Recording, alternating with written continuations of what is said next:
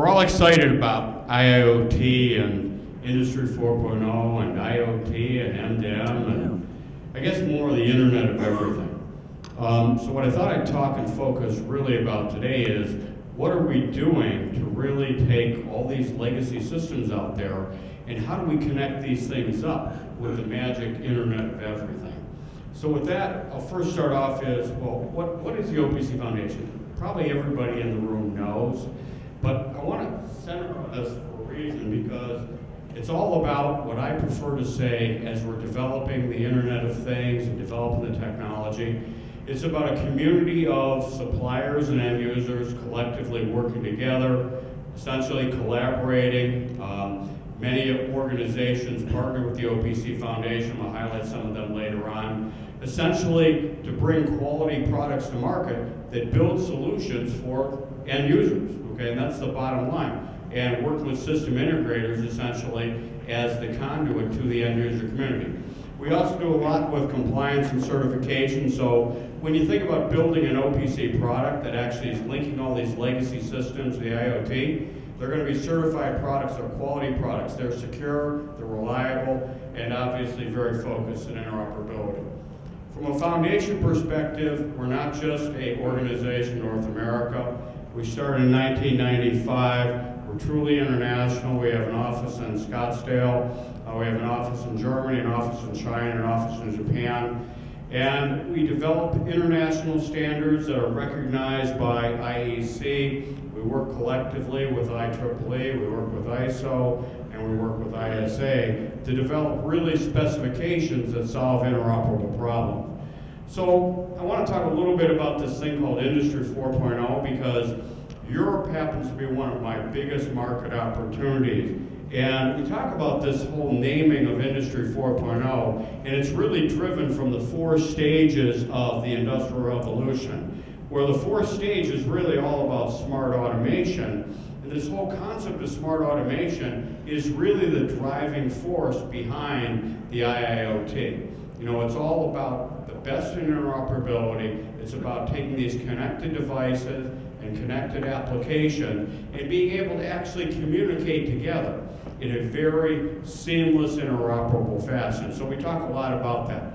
So the Industry 4.0 activity that's been sponsored in Europe that is now being carried over into North America and China and Japan with their own permutations of this is really all about vertical and horizontal connectivity for moving data and information from embedded systems all the way into the cloud. And OPC-UA is proud to be a very important part of this reference architecture for Industry 4.0. So when I talk about Industry 4.0, then I want to talk about the Internet of Things, which is the industrial Internet of Things or the Internet of Things period. A lot of it is driven from our consumer electronics. You know, we all have, and I won't put my I don't call it a smartphone anymore. I call it a smart device. You know why we call it a smart device? Because all of our children and grandchildren, they don't use this thing as a phone. They use it as an information repository. They surf the internet, they text, they connect up to social media. They do this as their information exchange. And you think about this, that's what an IoT device is all about. An IIoT device is really about, now I can do this with the plant floor. I can do this with my chemical refinery. I can do it with my subsea drilling machinery and take a look at this stuff as I'm pumping oil, and I can actually look at how the system's working. So with OPC-UA, we not only solve the problem of connectivity of the Internet of Things, we do this in a secure fashion, and we do it via information modeling. So my colleague Dennis is gonna come here to the stage later on. He's been dabbling with a lot of end users for a while, both in the pharmaceutical and the oil. But essentially, we take other consortiums' information and allow the OPC-UA architecture to essentially exchange this information between devices that typically can't talk together. And that's the concept of this information modeling of what we're trying to do. So when we started OPC in 1995, I spent most of my career at Rockwell focused at discrete and focused at factory automation. The reality is OPC now is really all about not only industrial automation, it spans lots of other domains, including building automation, including security, including anything to breathe with opportunities for automation in a multitude of domains. And that's an exciting part of this as we listen to the gentleman from, Don Petrusek from ExxonMobil and some of the things that they're doing and how they actually want to link up many systems together. Not only do they want to link up their, the oil system, they actually want to link it to the building systems as well and have all this information contained and being available on a widespread basis. So we're talking about OPC-UA as the Internet of Things standard. Okay? And what we're talking about is we're talking about this whole concept of connectivity and information and data from the embedded world all the way to the, the cloud.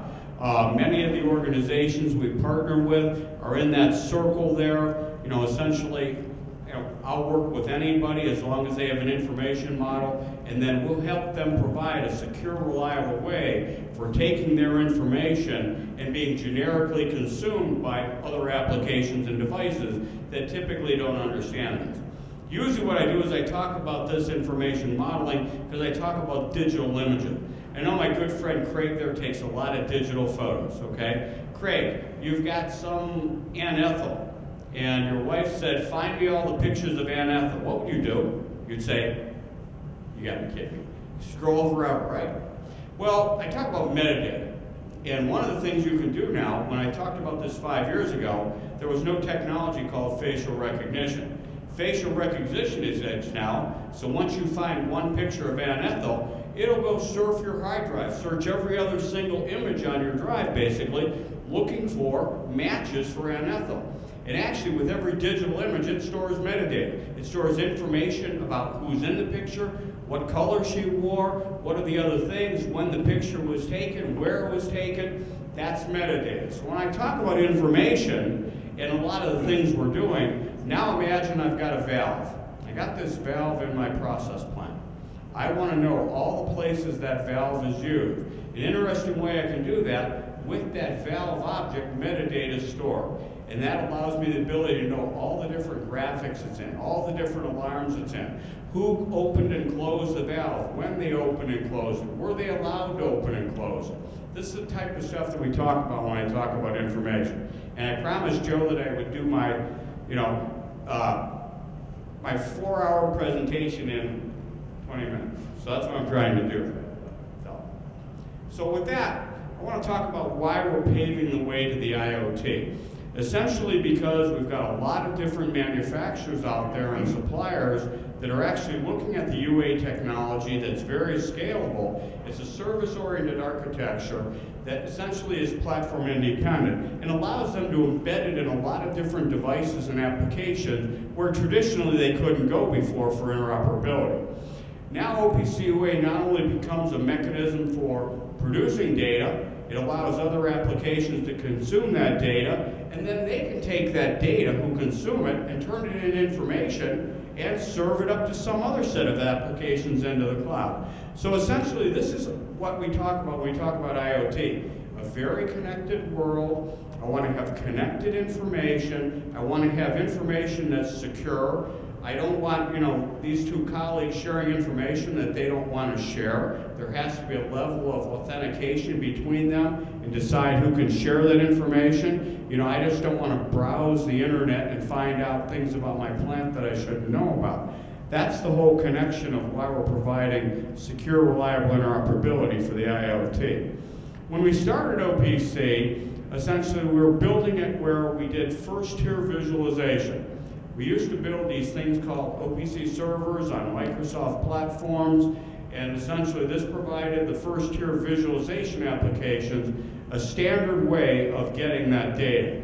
With OPC-UA on the PC, you can now actually you can still have that OPC-UA thing on a PC platform, but now I can enable a variety of other applications on different things across the corporate firewall. And the same thing is the OPC-UA server then essentially communicates down to the device. More importantly is because OPC-UA is very scalable, we're actually looking at putting a lot of these things where the OPC-UA technology is actually on board in a lot of these embedded devices. So whether it's a PLC or a sensor or an RTU or some motor or some level of smart meter, UA can be the conduit and essentially provide information up to the higher tier applications, whether they're HMIs or historians or MES or even up into the SAP level, eventually communicating that information. So why is UA IoT? Okay, why is it more than connectivity? Because first off, it is about connectivity. Second thing, it's about what I call data context preservation. And third, I talk about security. So when we talk about connectivity, I talk about UA resides on any platform that we know today and will know tomorrow. It's totally platform independent, it's very abstract. It's the whole concept of what your friends at Lockheed and ExxonMobil are preaching about. We want to have a truly open system that has timeless durability. So independent of the operating system, these are the operating systems today. What are the operating systems tomorrow? I don't know. But UA will run on those operating systems deliberately. So it's about the connectivity standards and different protocols and having plug-and-play interoperability. Data context preservation I talk about allows me to take a complex information model in some device and allows me to be able to take that data and be able to consume that data by some other application that doesn't even have the foggiest notion of understanding what that is. So that essentially maintains the context of the information and allows an application, for example, like Microsoft Excel, to look at a valve, get all the information about the valve, get all the information about opening and closing the valve, without having any sort of predefined notion of what the valve even is capable of sharing. And that's the data context preservation aspect of OPC. So the other thing is, security is very important. It's one thing to say two devices are connected together and I can share information, but suppose I don't want to have that information shared. I want to restrict who can change the set point on a given system. I want to restrict who can actually read the data. OPC-UA puts security in. It's been widely accepted by both the IT and the OT that Joe was talking about earlier. It's accepted by the National Institute of Standards. We had Industry 4.0 rallying around saying the OPC-UA provides a secure interface for that. So if you remember anything what I talked about today, OPC-UA is intended to be the Internet of everything, essentially bridging the gap between Industry 4.0, IOT, and the end-to-end world. Some of the key features is it's platform independent, it's highly scalable, we build in security, it supports basically all the legacy systems that Joe was talking about before. I've got a huge installed base. My friends at ARC tell me there's, 45 million different installations of OPC. That's a lot of different OPC products out there. And with OPC-UA, we have to be able to have this way from an IT and OT perspective of moving all that data and information from those legacy devices. So it's a single solution from the embedded world to the enterprise.